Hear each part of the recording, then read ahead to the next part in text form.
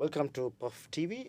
We are with the Meet the Filmmakers session, and the film we're going to discuss today is The Burial, and we have the director Ben Parker and also the actor Charlotte Vega. Welcome to Puff TV. Thank you. Thank you. All right. How do you like the Tallinn city so far? I love Tallinn. We filmed the film here. We shot the film here. Yep. So I know it quite well now, and I love it. I've not been here when it's in the winter, so Okay. that's not too bad. It's quite mild. Yeah, nice. Yeah, been pleasantly surprised with the weather so Yeah. far. Beautiful Right. day today. But yeah, we love Tallinn and also got to see a little bit more of Estonia when we were here. Had a few days off and went to Saaremaa. Okay. Saaremaa. Yeah. Yeah, and absolutely loved it. I mean, it's a beautiful country. Amazing. Right. Okay. So let me ask you this. It looks like this is one of your favorite genre also with your previous films and your previous writing for cinema.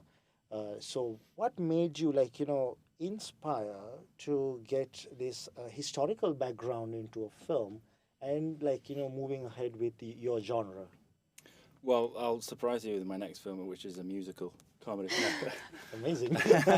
I mean, I'm a history buff. I like reading those books. I love reading about European history, and so I think a lot of my scripts, a lot of my projects have an element to do with politics, how they are now, how they are related to history, and this is obviously a big thing with the burial, World War II, burying the truth, keeping something a lie. Dictators, all these things that we were dealing with in the past, somehow poignant to the present time. So that's why I choose those things that are more interesting. Yeah. Okay. And if I go to Charlotte, what is your journey in this film? Because with your previous films, also it had a similar touch of a thriller, suspense, and then horror part of it. So how was your journey, and how did you go through this character of Brana, throughout the film? I mean, Ben was just amazing throughout the whole process from our first chats about the film and about his vision for Brana and wanting her to be, a very strong female character who has to kind of evolve throughout the film to find that strength surrounded by all these men or these wolves, as she says in the film. And then just making sure on set that there was the physical side of it. She's a character who has to be very comfortable carrying a weapon. So there was a lot of that. And just finding that authoritative side of her, especially, the scenes that she has with Ilyasov, who, towers over her, but she's got to find that strength to lead this group of men in the end and fight for what she believes in. Okay. Ben, if I come back to you on, because I'm sure, you worked on this film before a war triggered in Europe. Were you, following certain conspiracy theories and also, talking about the history, for to get the inspiration for this? What were the stories that you were getting? Well, when I wrote the script, I put together a lookbook, a mood board of what I wanted the film to be, so that I could go out to investors and go out to filmmakers to make the film. And it's interesting that a large part of that was about Putin. It was about the horrible nature of that dictatorship, and the fact that when you bury the truth and when you bury the truth from people, things can get out of hand. So it was really interesting. We were doing a film revolving around Russian soldiers, but I very much was a script that was against Trump and Putin and talked about that. So it was interesting, to say the least, not in a good way, when the war broke out, we ended up, having a film that talked about those things. Yeah, I found it because you're a writer also of the film, you're switching the language of the dialogues time to time. You go with the English and then you go into the regional language. Yeah. But it does not disturb at the film at all. We get as an audience, we got the idea, Yeah. what is the language that you've been speaking. So why did you make a decision to like make the dialogues in English rather than like a Polish or Russian or German at that time? Like you nicely switched it. It's a stylistic decision. It's a decision you make about the film. I really love the film The Hunt for Red October, where in the start of the film everybody's speaking Russian, and then at a certain point they change. We thought about doing Russian to begin with. We thought about having all the German characters speaking German, and in the end, you want the audience, the widest possible audience, to understand. And so we made the decision to make the Russians speak English, and wherever we could, we would have the Germans speak a line of German, and the Polish speak some Polish, and then hopefully meet in the middle. The original script, there was a lot more foreign language. It gets a bit confusing when there's Polish and German and Russian.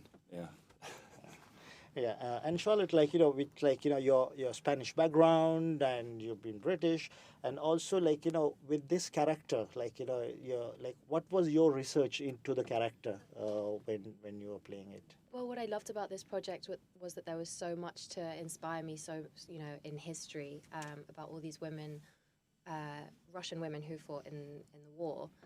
There's a lot of books, a lot of information out there that I could kind of base my preparation for this character on. A lot that Ben helped me with. I read some books.